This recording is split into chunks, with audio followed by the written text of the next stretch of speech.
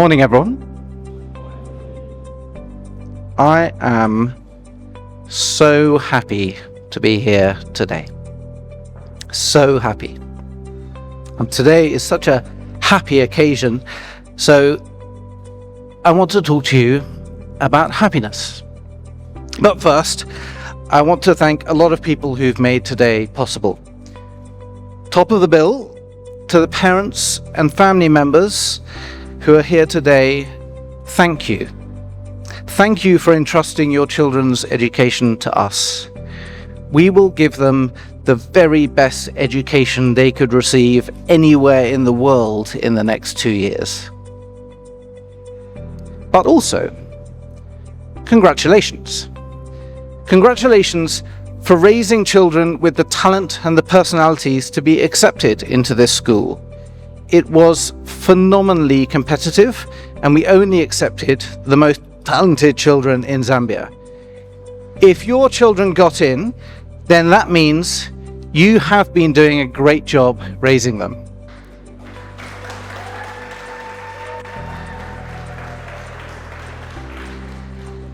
And I suspect they may not always give you the recognition you deserve. So today I'm doing it. Thank you.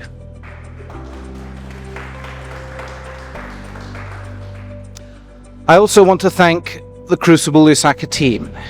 It has been a huge amount of work to get this school ready. I think we can all agree that it looks great.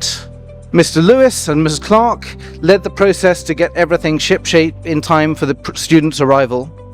Crucible has moved quickly. 2 years ago, we didn't even have a building, and today we have this beautiful school and some of the best teachers and students in the world. That's a giant accomplishment and something you should be very, very proud of. We are particularly appreciative of Ms. Clark's support, and we wish her well in her new role. I was so honored when Mrs. Yande Siamwemwenya agreed to chair this board. For those who don't know, actually she already mentioned it, so you all know, she is also the president of the Zambia Institute of Chartered Accountants, so we could not have a more compelling symbol of our dedication to the highest standards. She is wise and hardworking, and it is a huge honor for me personally to work with her. She has appointed a magnificent board, and I want to extend my thanks to all of them for the time that they are investing. Their role is both to oversee the school here, but also to build relationships with the great and the good outside the school to assist our students' future careers, and we're grateful to have them. Thank you. So, I said I wanted to talk to you today about happiness. And I'm going to focus most of what I'm about to say to our students. The reason is that no matter how good a job we do in this school, all of you students are going to spend all of the rest of your lives seeking happiness. Everything you do will ultimately be motivated by your own perceptions of what will make you happy. And right now, today, I know what will make you happy. Today, I'm going to give you the cheat code for happiness. But first, a bit of background about me. I'm like you. Actually, I'm a lot more like you than you probably realize. When I was a teenager, I was also accepted into a school for the most talented kids in my country. It also had the highest standards, and I also loved being around teenagers with interesting brains. I hadn't been very happy at the school I was at before, but I was incredibly happy at this senior school for talented children. They were some of the happiest years of my life. I'm 46 now. Every few years, I meet with the fellow students I was at school with. Some of them are very successful. One was even the British Prime Minister recently. Some of them are also happy, but happiness is elusive. It's not a standard, and it's not guaranteed for clever people like you. What is surprising is that happiness has very, very little to do with having assets. Instead, it seems to be almost entirely driven by having a sense of purpose. Those people who think they're doing something important with their lives, those people are the happy ones. There are plenty of people I went to school with who don't think that they're doing anything important, and they just aren't as happy. It doesn't matter if you've got a fancy house or a nice car or any of the other status symbols. If you don't have a personal mission, then you will not feel fulfilled. So I do have a personal purpose, and that purpose is here, it's Crucible. So let me explain to you why I founded this school. When I was your age, I loved economics, and I still find it fascinating today. In economics, we learn that some countries have much higher productivity than others, and their people are much better off as a result. There's really no good reason for that, but it has very profound consequences. People in countries with low productivity can have awful struggles, and Zambians know much more about that than I ever will. Then, when I was in my 20s, I studied for a master's in development finance. I did it because I thought that countries had low productivity because they didn't have enough money. I was completely wrong. I learned that the real reason was always that people in power hadn't made good decisions. In fact, there are plenty of examples of countries with very few resources where good decisions have made those countries very rich. As an example, in 1960, Singapore's GDP per person was $428. It's now over $80,000 a year per person. Singapore has no natural resources of any great significance. The only thing it had was a few excellent people making excellent decisions year after year. And that's all it takes. All countries need to succeed is excellent people making excellent decisions. That's what Crucible is about, preparing the most talented young people to lead the future and create prosperity. If you do that, you will create happiness for others, and you'll create happiness for yourselves. You have an advantage that I and my school friends never had. Zambia already has a national development plan. When I was your age, nobody told me that all we had to do was go and implement a plan which already existed, but I'm telling you exactly that today. I'm also telling you that you must not doubt for one moment that every single one of you has the talent necessary to lead a transformation in Zambia's economy. Over the coming months, you will listen to some very accomplished speakers come here to tell the story of their lives. Some of them may make themselves sound very impressive. However, the main thing you should take away from meeting them is that we, are not actually so remarkable. We're normal people. We do have some skills that you don't yet have, but we don't have any more talent. I've met lots of very successful people already in my life, and I can tell you that the least talented student in this room, the least talented one of all of you, has more talent than most of the very successful people that I've met in my life. Talent will not be the constraint on your success. Does that mean you'll achieve as much as them? No, not necessarily. You have to want it.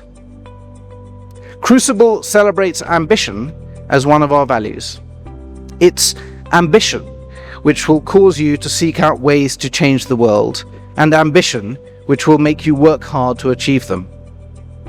You must not diminish your own ambition or anyone else's. There is no reason why you can't add over $100 million a year to Zambia's economy.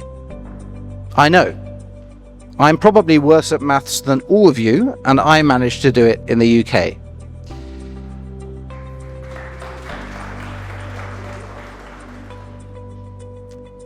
In life, you can be a thinker or you can be a doer. It's best to be both. Every single one of you is already a thinker. For you, that is the easy part. However, I'm afraid there aren't many rewards to just being a thinker. You can get into a good university and maybe get a prestigious job, but unless you change things with your life, you will not have a strong sense of purpose. And without a sense of purpose, you won't be happy. You have to be a doer to change the world, so you have to be a doer to be happy. Ironically, you also have to be happy to be a doer. You will never be world-class at something that you don't enjoy.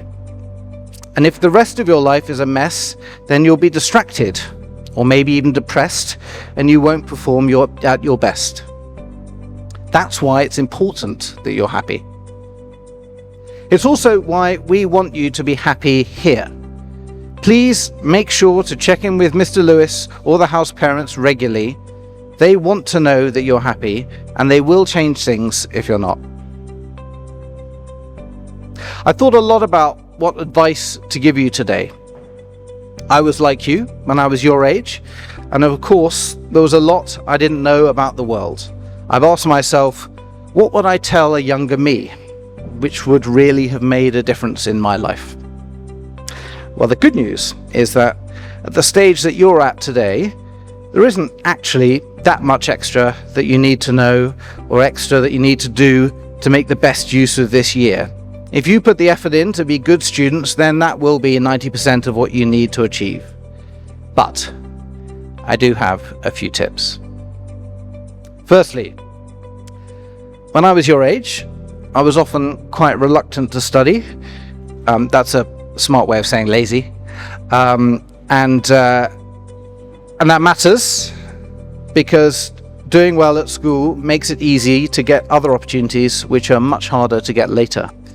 I found a lot of academic work hard or boring or both of those things. In truth, there's plenty of hard or boring work in later life too, but as an adult, I've developed a trick which makes me much more willing to do it. I realized that everything which is intellectually hard is also intellectually interesting.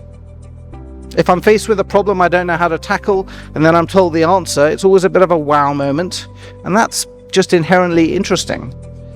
If I work out the answer for myself, that's even better.